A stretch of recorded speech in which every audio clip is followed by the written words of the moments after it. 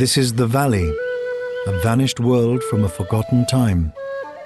Here on the Welsh borders lies a remarkable farm, one that is trapped in time, restored to how it would have been in the reign of James I, the year 1620. Here a unique project has been taking place. 5 hand-picked experts have been running it as it would have been 400 years ago. Working without any modern conveniences, they've been toiling to make the farm work for a full calendar year. Through the months and seasons, they've turned the clock back to rediscover a way of life from an age gone by. Now their time's up. August marks the end of the agricultural year and their very last month in the valley.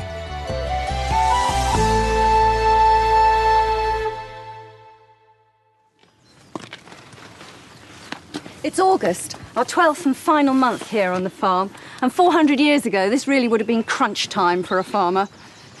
We've got the most enormous amount to do. Provided the weather holds, we've got to get out in the fields and cut the grain, stook it, dry it, bring it all in. The wheat harvest has always been a real race against time. The team ploughed, sowed and harrowed this field back in their very first month, September. No one was quite sure how the grain would do. A year later and it's standing almost fully ripe, a glorious golden yellow. Now all they have to do is cut it down. As was traditional in the harvest, they've brought in some extra manpower. Stuart's sons, Graham and Ian.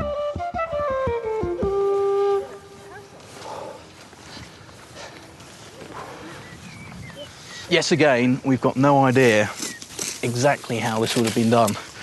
I mean, Alex and I have both been consulting the sources, and we've given it a lot of thought and a lot of debate. And I mean, there's a number of theories, aren't there? Well, yeah, there are. I mean, some of the illustrations, for example, you've got these guys depicted as kneeling down. It looks like they're cutting right at the bottom. There's also some useful material in Gervase Markham's books on how to run your estate. Markham is recommending leaving 18 inches of stubble, and part of the reason for this is that if you took the whole of the crop off, you've only got the same amount of grain, which is what you're really after, but you've got twice as much bulk. And that means you need twice as much barn space, which was often a limiting factor for the farmers of the period. The team are using replicas of period hooks or sickles. At first, I thought that it was going to be a case of slashing it with like we did with the grass hooks, but it's not the case. These sickles, in fact, they've got serrated edges. So what I'm doing is just getting hold of a handful and just tearing the sickle round the edge of it. And of course, in doing that, I'm not agitating the head of the wheat and therefore shaking out the grain. Boys, when you're making these piles behind you, could you make sure all the heads face in the same direction? Is that all right? So that all the heads lay the same way and not some one way and some the other? Thank you. As was normal for women at the time, Ruth and Chloe are heavily involved in the wheat harvest, bundling up the cut grain. Although it's relentless work, it marks a final high point in their work on the farm. It's lovely for us to be involved in this last big agricultural push of the year.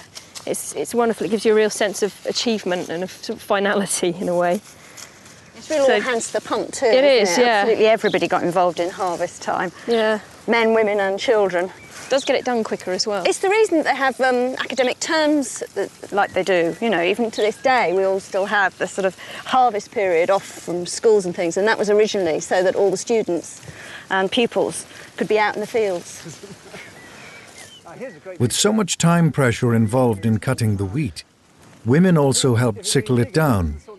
But while male mowers earned about 8 pennies a day, women were paid about 6 pennies. I'm finding the heat on. Its humidity's a bit blah. Yeah. But we're making good progress. Yeah. This field is about just over half an acre, so they normally reckon that a man could clear this field on his own in half a day. But they were a lot fitter and more experienced at it than we are. But he'd have started at 7 and they'd often reckon not to finish the day's cutting until the light went. 6 hours in, and the team are slowly getting there. They're about halfway through the field. This is the make or break point of the agricultural year, really. The grain is the staple. It's the basic food stuff. It's the thing that lasts you right through the winter. And if you have a rubbish grain harvest, then you're in quite serious bother. So it would have been quite an anxious time for a farmer 400 years ago. This period variety of wheat stands up to 5 feet high, much taller than modern varieties. But there are some spots where it's very thin and stunted. As much as I'd like to blame it on the fertility of the soil and the fact that it isn't really the right kind of area to grow wheat, I feel it's probably got more to do with my somewhat clumsy sowing technique.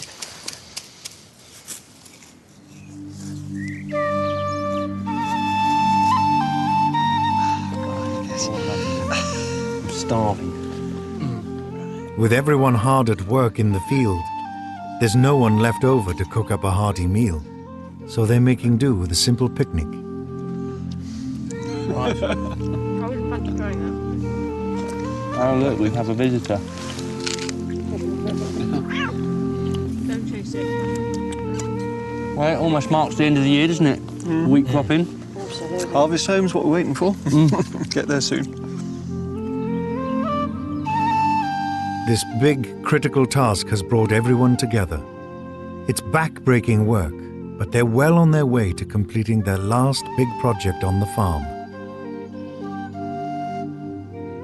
It's nearing the end of the day, but there's still plenty to do. All the bundled wheat has to be stood up in stooks so it can dry in the sun and air.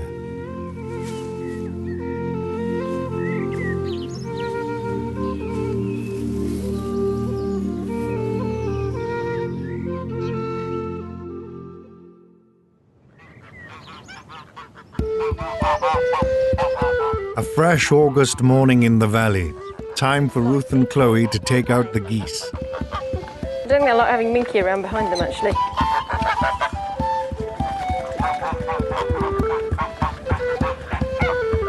Come here, you. Have you seen we've got walnuts? We've also got geese in the pond! Not in there! Well, we shan't need to water them for a while. No, they were getting a bit warm, weren't they? We've had a bit of a disaster, really. Well, it's not that much of a disaster, but the geese saw an opportunity to slip through and get into the pond, and it being a hot day, and they're all in there. I'm not quite sure how we're going to get I have them a out. theory. Yeah? I have this stick here that I think Minky wants. Minky? You can get it. Fetch it. That's it, Minx. Good Good, boy. Mink. Well done, that dog. Good boy. Fantastic. You're a star. Come on, Pop. Minky. Come on, then. Come on, puppy. That's it, geese.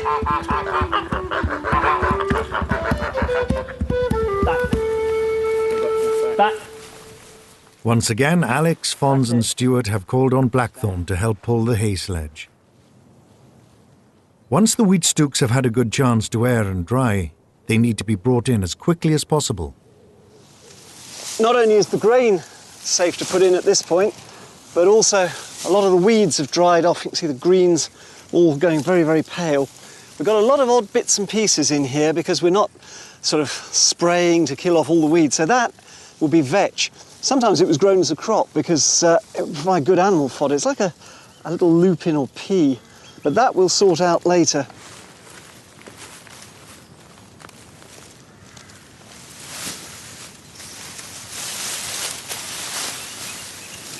It's not the work that's a problem for Blackthorn. She's used to pulling heavy loads. She was a pit pony. It's the standing around doing nothing. I mean, while we're standing here, we're just getting bitten to pieces by the horseflies. She's played up a little bit, but she's got a bit calmer now. Compared to stooks of the period, ours are actually quite small, but they've been extremely successful. When we cut the wheat the other day, there were tiny little green tips on the ends of the ears here, but they've now turned under this lovely August sun, a gorgeous golden yellowy brown. But they're not too dry, so that when we're moving them, shaking them around, we're not dropping the grain out. So I think we've got it just right this time.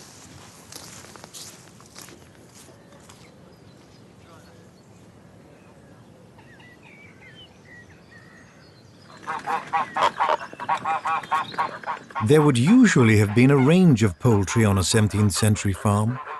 Chickens peck up bits of grain and insects. Ducks hoover up slugs and caterpillars in the garden. And geese are useful for trimming down grass. August was a traditional month to take geese up to the wheat field to eat any spilt grain. Two reasons for that. One is we don't actually want any grain to self-seed in the field. We want to clear it off, and that way we won't run the risk of diseases carrying from one year to the next. And the other reason, of course, is to fatten up the geese. It's a good time of year to be fattening them up, ready for Michaelmas, which was the traditional time to eat goose. There's good geese. Up to the field, get nice and fat. With their first load of wheat stooks tied on the sledge, the boys can start bringing it in. Even with Blackthorn's help, it's going to take them a number of runs to clear the field. They're going to store it in their grain barn. The wheat had to last the farm almost a whole year, so the barn's conditions were critical. We've laid out a carpet of really spiky gorse on our barn floor. It's lovely and bouncy. It's about 6 inches thick, and it lets the air flow underneath, and of course it keeps the wheat off the floor so it doesn't get damp. But the main reason for the gorse is to act as a deterrent for mice and rats that want to eat our grain, because obviously it'll be very spiky against their little noses as they try and burrow in.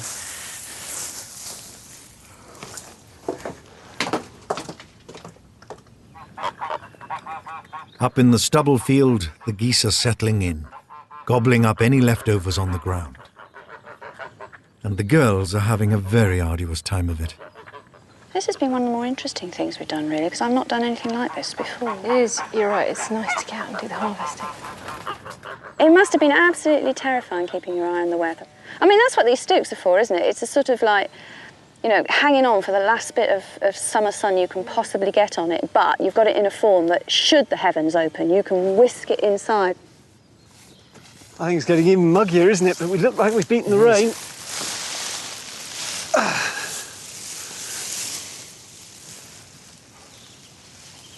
The geese seem to be enjoying themselves. They do. Seem quite happy. They've gone all quiet. Look at them. Yeah. 9 hours in, and Stuart and Alex are loading up the very last stooks of wheat, ready for the final run down to the grain barn. We've only grown one small field of wheat here. Back in the early 17th century, even a small upland farm like this would have grown more wheat, and then they'd have had barley, oats, probably rye as well on top of that. But it's also a case that the upland farms would have been more emphasising the livestock side of their operations, so the grains would have been a smaller proportion of what they did compared to the lowland farms. Right, that's tight on there. Okay. All this standing around, loading and unloading, has been a real test of Blackthorn's patience. But she's done well. Come walk on. She's got used to standing still. Yes. Just you Come on, want to smack on the Blackthorn. Walk arm. on. Walk on. That's a good girl.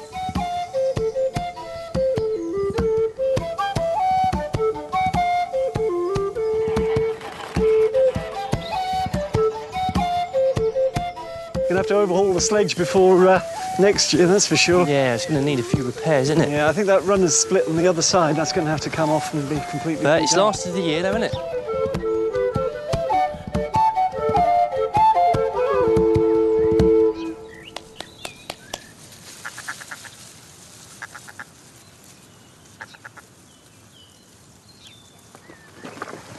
Watch out, Pom. Alex. Go on, walk on. Walk on.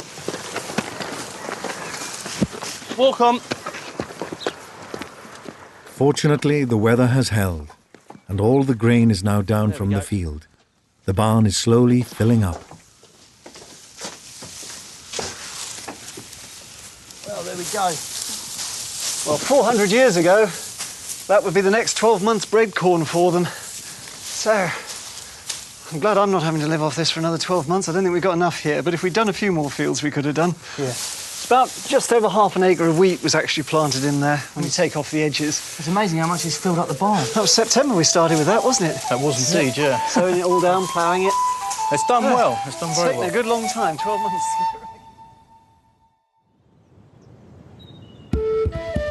The end of August. and the team's final day on the farm, which means time's up for one of the stubble-fed geese.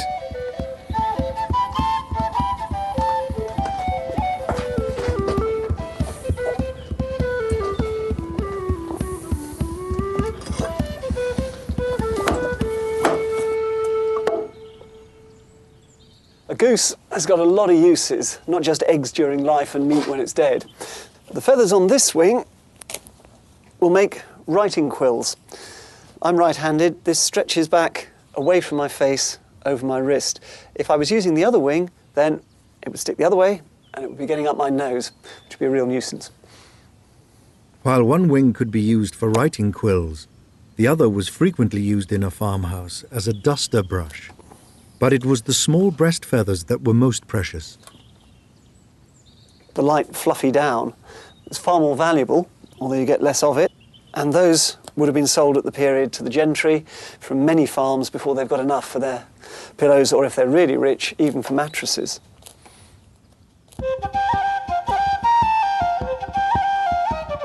One final task remains for Alex and Fons in the wheat field. All the stubble left after cutting the grain has to be scythed down and brought in. Having to go then? I fancy scything today. The straw stems had a number of valuable benefits. It could be used for thatching, as fuel for burning, or as bedding for animals. This would have been the last job in the agricultural calendar. It's also going to be our last job on the farm. And I'm really going to miss this place. I've been here for 12 months. And I've always studied history by reading about it in books. But there's such an amazing difference between reading and actually getting out there and doing it. And it really has been an eye-opener. Brilliant education. But it is hard work. While the boys sweat in the field, Ruth and Chloe are getting on with an important seasonal task, making rushlights, assisted by expert candlemaker David Constable. Back in the 17th century, summer was the time really to be gathering these rushes in. They're nice and lush, full of growth, as big as they get, and you need to gather them when they're still green, so it's no good trying to do it in the winter. So at some point in the summer, somebody in the family has to find time to prepare them. Not only were the rushes a free local resource, so too was the material they had to be dipped in to make them into rushlights. Animal fat or tallow. The qualities of tallow would vary immensely from different animals, and even a ewe and a sheep. A tallow chandler or a tallow candlemaker would have known his fats very well and known where to go on the animal and just looked at the carcass and known what he could use and what he couldn't. Dipped into a cauldron of molten tallow, the summer-cut rushes soak up the fat, storing it to be burned for light.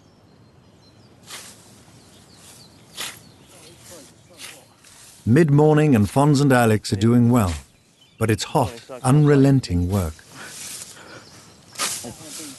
Back at the beginning of winter, I was quite concerned that the clothes wouldn't be warm enough, you know, just this linen top and that doublet.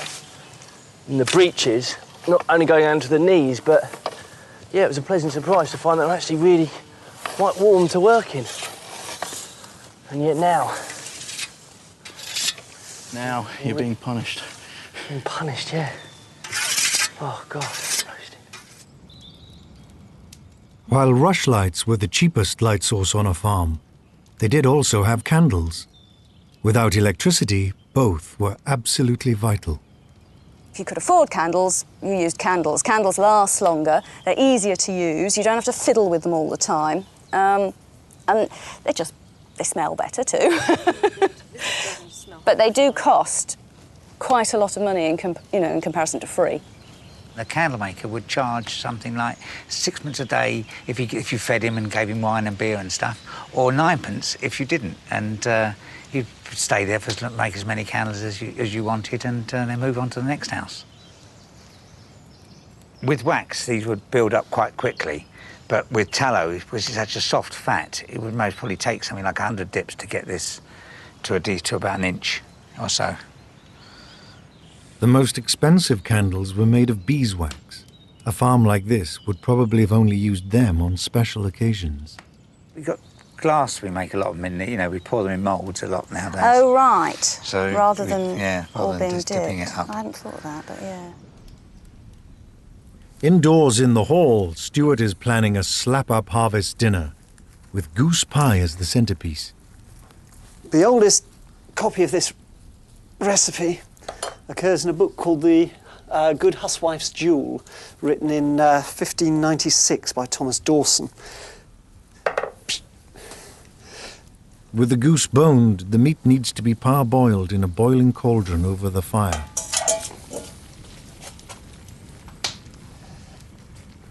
Carrots at this period came in a whole variety of colours. These are white. There are Dutch paintings even of purple carrots, as well as the normal orange ones that we expect nowadays. The dish we're going to do is a carrot puree. You make them into a mush with vinegar, and in the more upper class recipes, you'd add currants and sugar as well.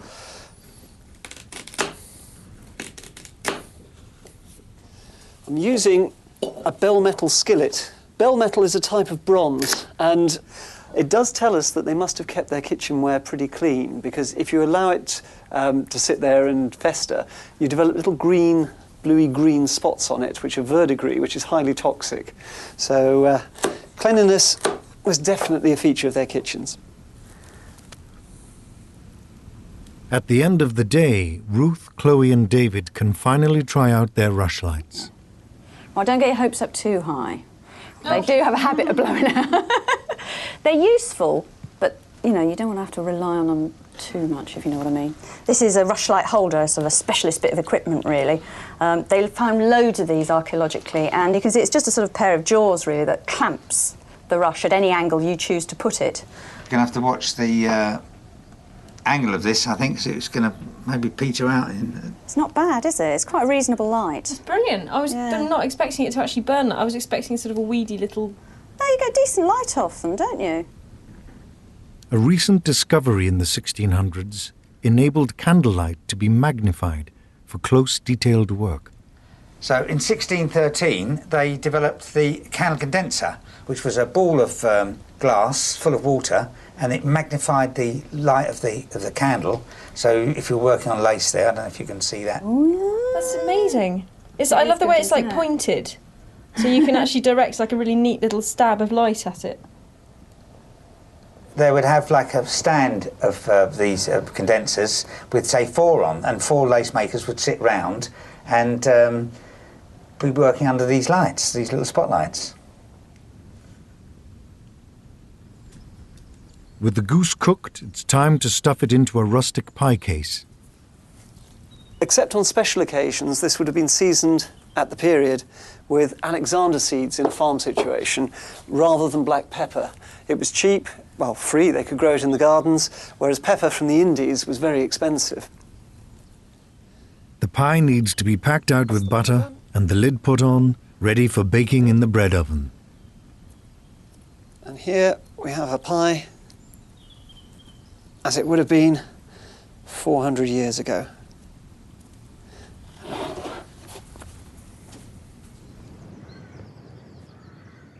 Some things are as certain now as they were 400 years ago. And in a British summer, that means rain. I tell you what, mate, I'm absolutely exhausted. Yeah. This harvest has pretty much wiped me out, has to be said. Get your fitness levels back, boy. After this morning, it was so hot that the straw, well, it was like really crispy and goldeny. So it was ideal for taking into the cart shed. If we could have just got it in just before this rain, perfect, done and dusted. But sadly not. No. In came the rain, spoilt our little fantasy. So if it gets too wet, we may actually have to rake it out again and wait for it to dry and go through the whole procedure again if we're to use this straw for bedding or fuel on the farm. Yeah. How are your Wellington boots? Well, my feet are still roasting hot, mind. With the stubble getting more and more sodden, Alex and Fons have to abandon it to the elements I only we had a tumble dryer. and retire inside where dinner awaits.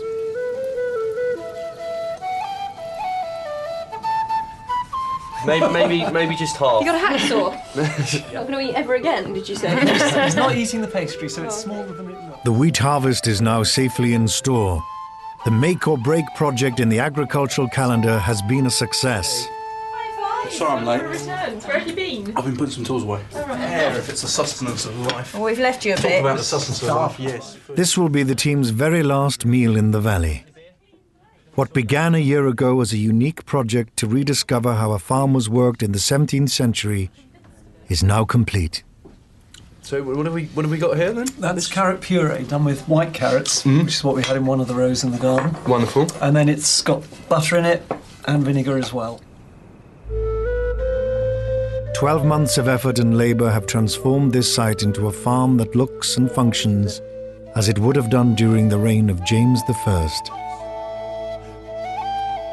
From building projects to cookery, ancient technology to period breeds of animals, our experts have gained a unique insight into a lost world and a forgotten time.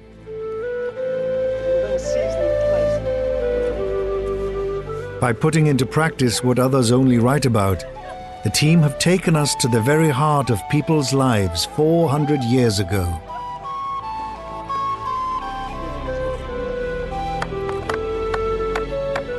One of the great things about period jobs is that although at first glance they may seem to be very boring and repetitive and you're doing them hour after hour through the day, things like dry stone walling where you're banging the rocks together, fiddling with them all the time to find that mix, at the end of it you stand back and there's another couple of yards across the landscape. It's very, very satisfying. I think the thing I've enjoyed most about this year is the chance to really practice at things and get reasonably good at them. Cheese making, for example. I started off having done a few little goes but not being that great at it. And I've done so much that my cheese making has improved and improved and improved. I really make quite tasty stuff now. Come on, gorgeous. Come.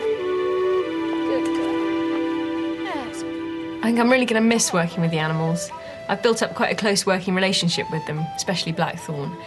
And I think because they're period rare breeds, they have this much more natural character because they haven't been as intensively reared. I'm going to miss them, these characters that have provided company for us for a year. It's going to be a wrench leaving, I think.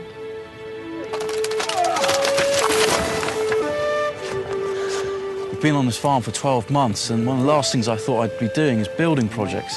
But they've been a necessity. We've had 3 to do, a cowshed, a privy and a hovel. We've built them, we've risen to the challenge, and they're still standing. They're our mark on the farm. And I think they were the things that gave me my biggest sense of achievement. I think if one thing stands out, it's not necessarily working here in the 17th century, but working here in the countryside, amongst nature, and I'm really going to struggle to drag myself out of this beautiful rural setting back into the 21st century.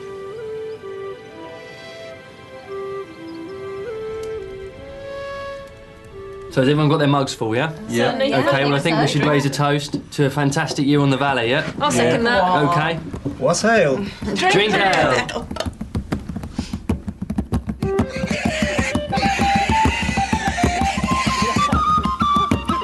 Round one to the pigs.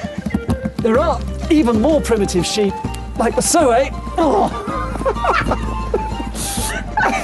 You're not going anywhere, girl.